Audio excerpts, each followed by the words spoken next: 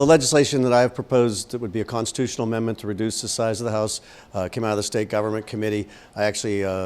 introduced two bills this time, one to reduce the size of the House and one to reduce the size of the Senate, thinking that that may afford them, being two separate questions in many respects, to get a more fair consideration, hopefully, in the Senate in the near future.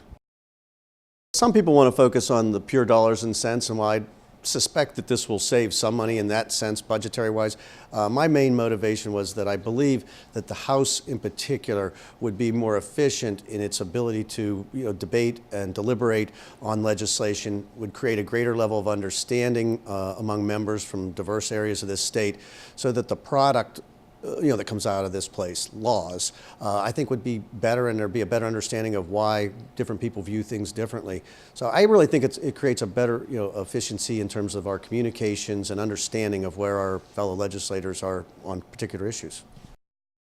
It has to pass the House and the Senate in this session before next June, and it would have to pass in the next legislative session 2 years from now, and then subsequently it ultimately goes before the voters as a referendum on the ballot and in a regular election to complete the process of amending the Constitution.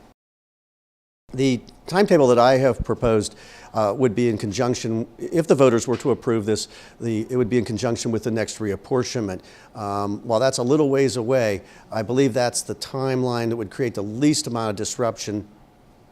because reapportionment always creates some disruption in who represents who. Doing it in that normal 10-year time frame, I believe, would create the minimal amount of impact on people, and I think it puts it out far enough that it's not that personal today, so that it makes it more palatable just transition-wise.